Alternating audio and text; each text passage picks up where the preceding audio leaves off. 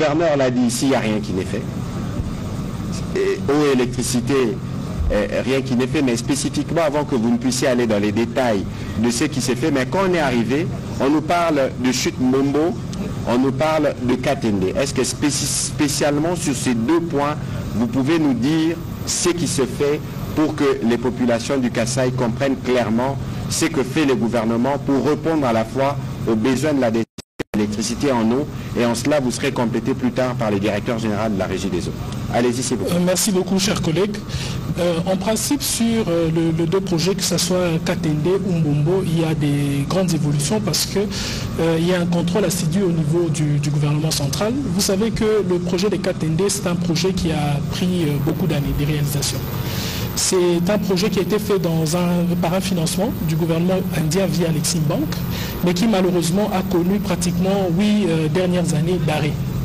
Il a été pris une résolution, et d'ailleurs on a adopté un conseil de ministres le vendredi dernier, à ce que l'on puisse financer entièrement la centrale, du point de vue génie civil, ainsi que la ligne d'électricité qui va jusqu'à Mbujimaï sous fonds propres. Au fait, qu'est-ce qui se passe, c'est qu'on a pris la résolution de continuer les travaux de génie civil. Aujourd'hui, il y a 45% des travaux qui ont été exécutés.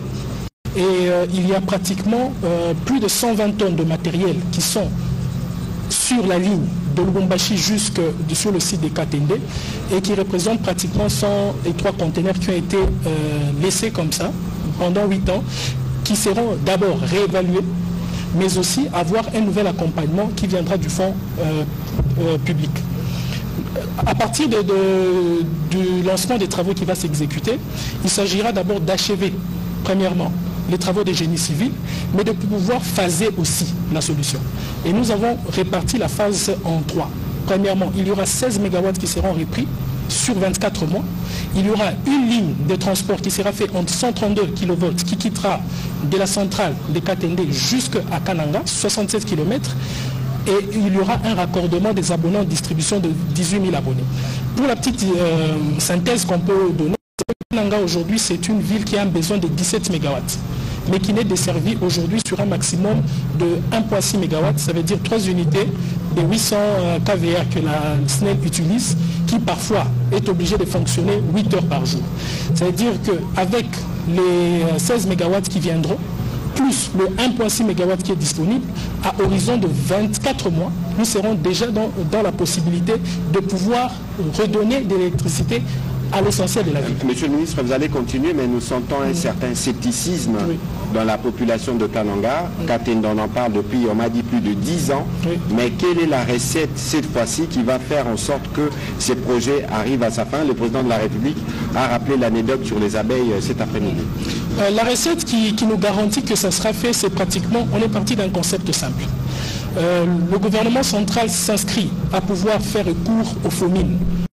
Le FOMIN, c'est un fonds qui vient de tout ce que nous avons comme profit, des fonds miniers pour les générations futures. Le concept, c'est de se dire quel est le futur de la population. Le futur se bâtit maintenant. On ne peut pas avoir de fonds en réserve et avoir une centrale qui ne sait pas se développer et qui peut compromettre l'avenir d'une partie de la population. On est parti de cette hypothèse pour convaincre qu'il faudra que l'on recourt à ces fonds-là pour garantir le futur de la population du Kasaï central. Et cette façon de voir a été acceptée. Et ce qui prouve que le gouvernement a un œil regardant et a voulu donner une solution. Et je pense que c'est une des procédures qui est la meilleure à faire. Et nous avons réuni toutes les parties prenantes bien avant que nous puissions nous rendre ici à Kananga. Et je pense que dès l'entame du mois de janvier, je reviendrai encore personnellement ici pour le lancement des travaux effectifs parce que toutes les parties sont activées pour le faire. Donc, en 24 mois, on peut considérer que les villes de Kananga, Mbujimaï pourront être couverts par l'électricité venue. Je n'avais pas fini l'explication. C'est-à-dire, dans 24 mois, nous aurons la couverture de la ville de Kananga par 16 MW. 16 MW. Oui, par 16 MW. Après les 24 mois, il y aura la continuité de la ligne. La ligne partira, une autre ligne partira de Katende à Bukonde en 33 kV qui va desservir la zone en 2 MW. Il y aura aussi la ligne qui partira de Katende vers Chimbulu vers Mbujimaï qui fera aussi 170 km. Et sur base de cette nouvelle ligne, il y aura maintenant 32 MW supplémentaires qui seront injectés. Et ces 32 MW, ça va couvrir pratiquement 24 000 ménages raccordés à Mbujimaï. L'avantage, c'est que les équipements électromécaniques sont sur place. C'est-à-dire que nous n'allons pas chercher les machines ailleurs, les machines sont sur place. C'est finir les travaux de génie civil et commencer à changer les caveaux et commencer à travailler plus sur la ligne. Parce qu'il s'agit des 170 km, plus 70 km, donc plus de 200 km de lignes qui seront exécutées. Voilà, alors Chute Mbombo, on en parle?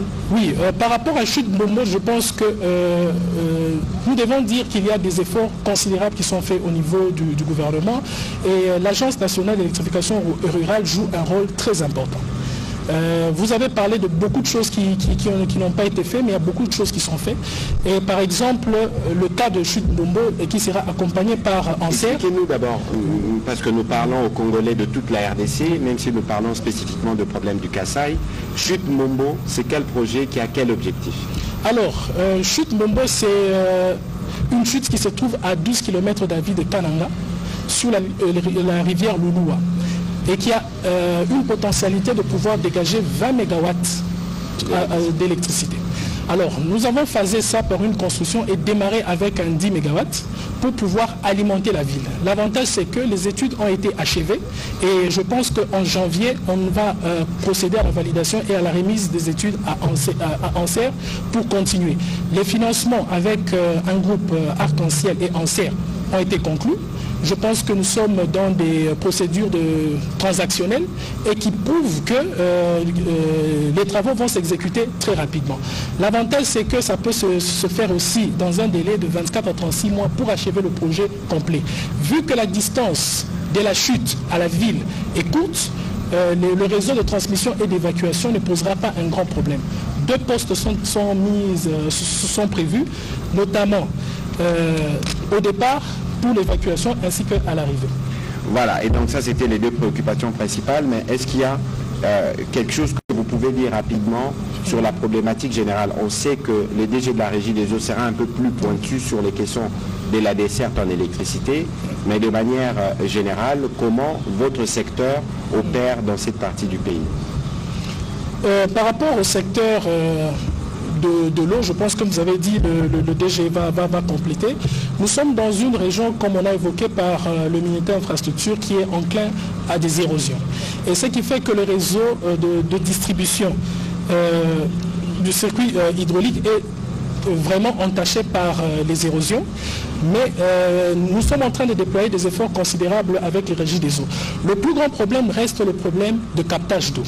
Nous avons un point de captage qui se retrouve inondé à chaque fois que nous sommes dans la saison de pluie, qui pose encore plus de problèmes parce qu'il faut trouver des mesures palliatives.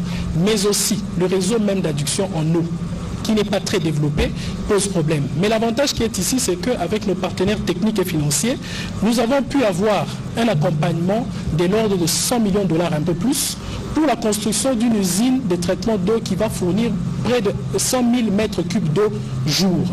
L'avantage sera que la population aura la possibilité d'avoir une desserte en eau potable, mais aussi en addition, il y aura un réseau des 250 km qui sera en addition à la ville.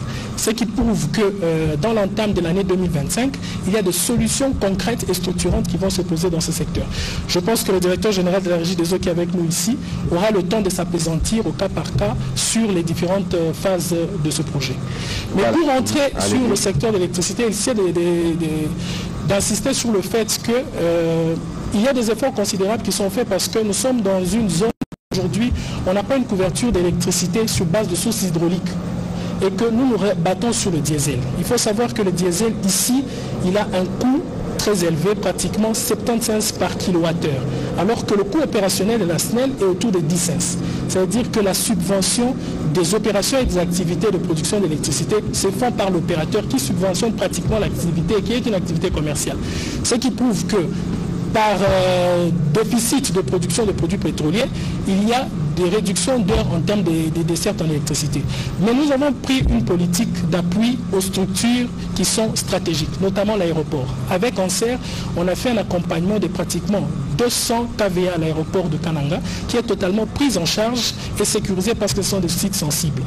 La régie des eaux est en train de faire des travaux considérables avec un projet sur la rivière Miae, où il y aura une centrale qui sera construite pour desservir les unités de traitement des eaux et garantir la fourniture continue en eau. Donc voilà un peu les efforts considérables qui sont en train d'être exécutés dans les deux secteurs. Voilà, merci beaucoup Monsieur le ministre des Ressources hydrauliques et électricité. On va prendre rapidement des questions qui vous concernent et il y a peut-être une qui va revenir pour le Mineta et nous conclurons par là pour continuer avec les directeurs des entreprises qui sont sous votre tutelle pour aller un peu plus en détail. On va prendre la question de Monsieur Alain Saveur-Nikoba.